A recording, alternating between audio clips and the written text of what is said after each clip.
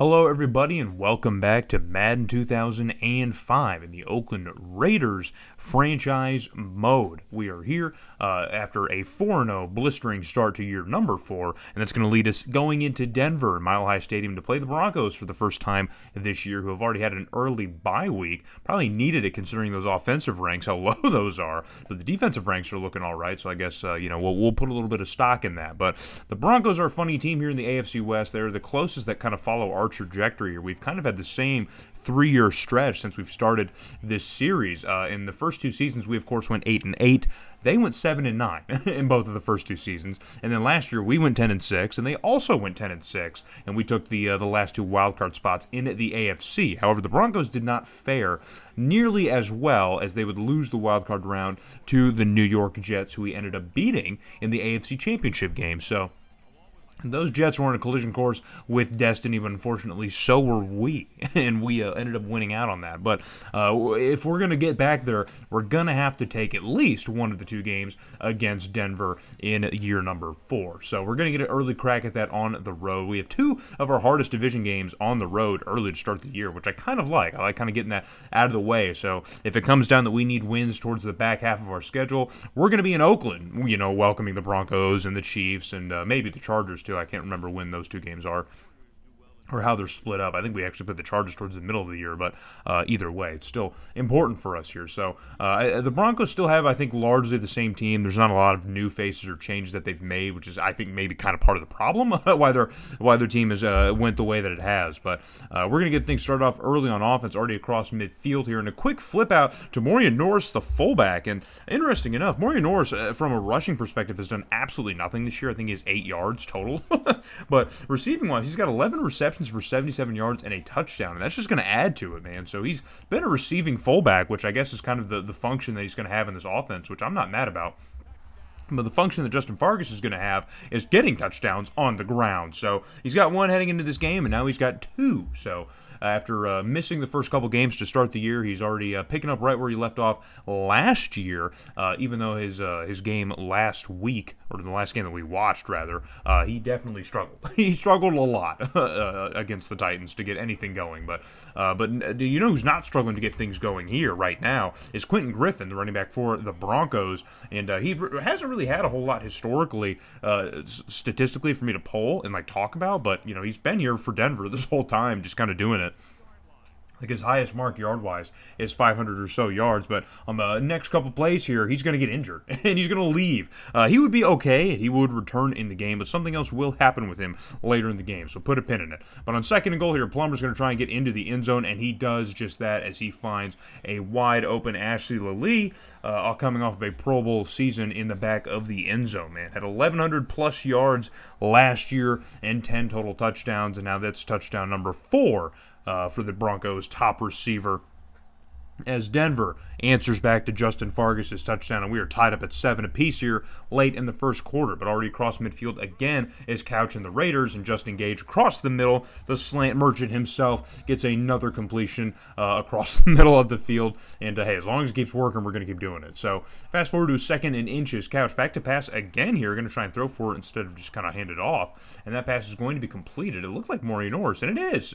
See, he's the receiving fullback, man. That's what he does. So 1st and 10 now for the Raiders offense. Couch back to pass once again. Flips one out quickly to the end zone and running another slant across the middle. Who else but Justin Gage, baby? Justin Gage getting himself his 5th touchdown of the year.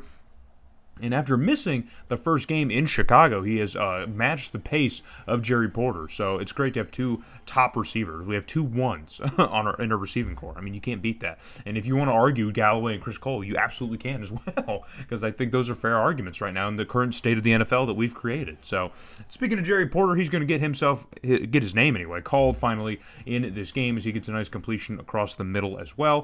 2nd and 11 though here, just inside the 30 of Denver. Couch flips it out quickly here to the other side of the field, and it's Jerry Porter once again. Toe dragging, nice control of his body to stay in bounds, and he gets brought down after picking up the first down for the Raiders here, and the drive will continue.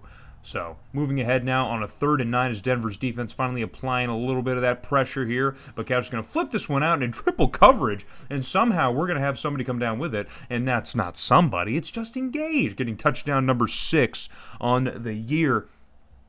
in helping further kind of open this lead against the Broncos here 21-7. But the Broncos have time here to answer back, and Plummer's going to find an open target, and that pass is going to be completed.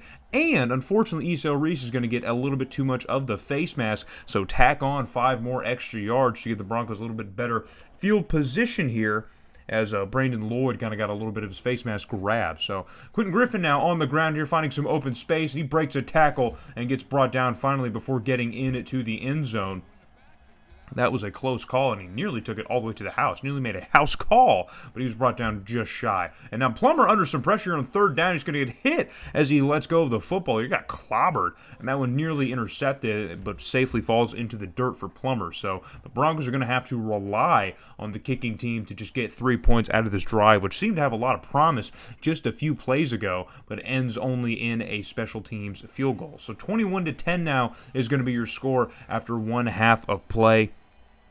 And we are sitting in a good spot here, but still, at 1 score, and this is going to make this a different game in either direction. So, 1st and 10 here for us, heading out of the first half, and Justin Fargas through the middle, shot out of a cannon, and now it's a foot race here. Is that Champ Bailey in pursuit? Is it Champ Bailey in pursuit? Can he catch him? No, he cannot. Justin Fargas is gone, and it is a touchdown for the Raiders here, and a massive touchdown for Justin Fargas here. That's going to give him over 100 yards on the day, obviously, even though his other carries haven't been nearly as productive. All you need is one like this, and just look at the hole that was parted by our offensive line, man. That's what happens when you invest in the O-line. You get plays like this, and that's why we keep putting the money into it, man, because, you know, that's what happens. So 28-10 now the score. It's going to be 1st and 10 for the Raiders once again, across midfield once again, because Denver's offense really just struggling to keep any sort of consistency. Now Justin Fargas is getting in on all the receiving action here, getting himself a reception. So fast forward to 2nd and 10, and now Fargas once again finding open space up the middle and gets another first down before he is brought down just shy of the 10-yard line, and he is continuing to feast right now in Denver, man. You love to see it. But quickly it becomes 3rd and 3 as the Broncos defense is not going to allow any more points, and they do fulfill that at least, well, on 3rd down they fulfill it, but we're going to at least get a crack at a field goal here as Justin Fargas is snuffed out trying to get the first down. But Janikowski, you know he's got the leg for this little chip shot, and that's going to extend our lead to 31-10.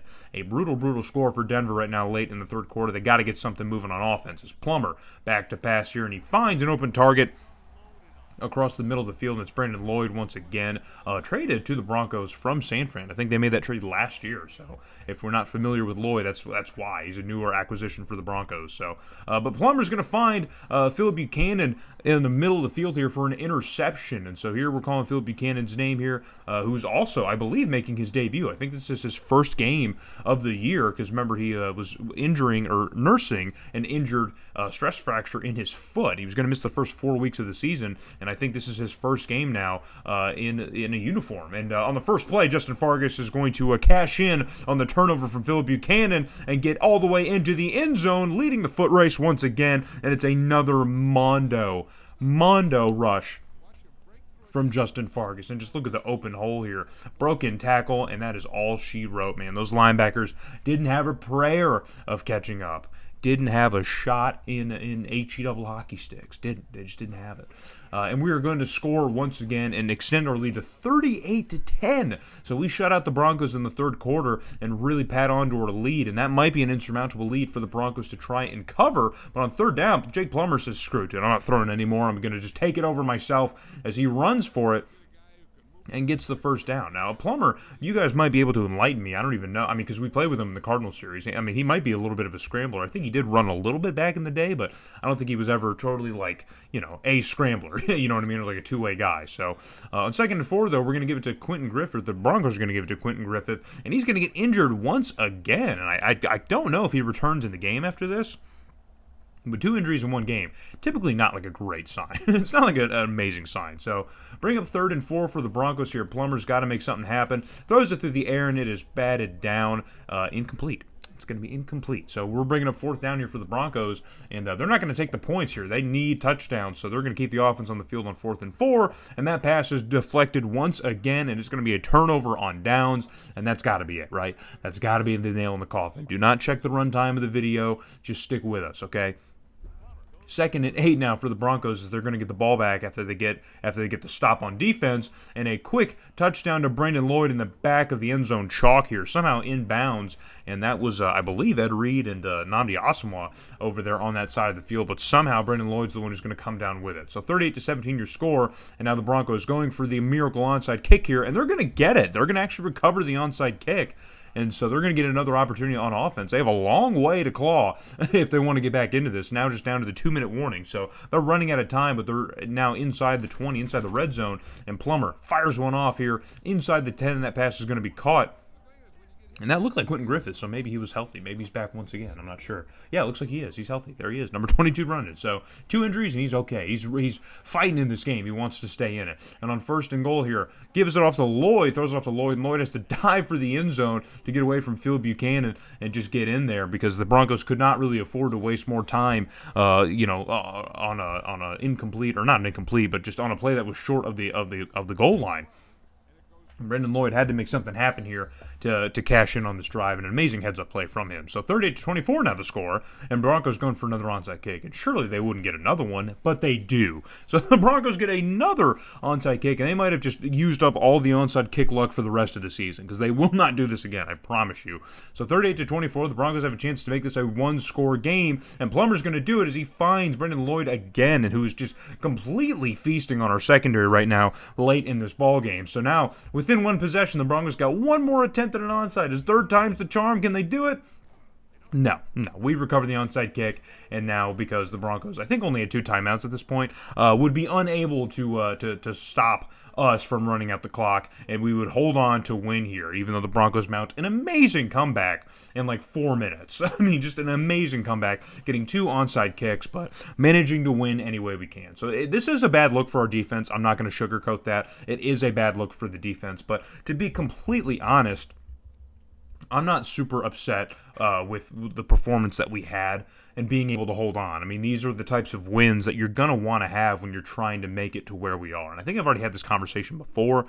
Maybe it was in the last video with the Titans game, because the Titans game wasn't super impressive from any side of the ball. I mean, the numbers were fine, but I mean, it just, compared to what we're used to offensively, it just really wasn't that dazzling. But, when you're trying to win as many games as we are this year, you'll take them wherever you can get them, man. A win is a win. They don't ask how, they just ask how many. So, and this is certainly one of those kinds of games. So I'm going to give my defense a little bit of slack here, at least for this game. But obviously, if this becomes a trend like it was last year, and especially down the home stretch of the season, then we're obviously going to have to look into some stuff. But we have the deadline coming up after this video. I'm not even showing the next game yet because we have the deadline. I want to make moves. I'm going to look around and find holes anywhere we can. Any draft pick is available. Any draft pick. I'm willing to move any picks because I'm just building through free agency and trades, man. I do not have any faith in the draft in this game specifically. So I'm going to try and mortgage as much of our picks as we can to fill up any holes that we can, and then we will probably move ahead to Week 7 in that game in Lambeau. That's probably the next game that we're going to watch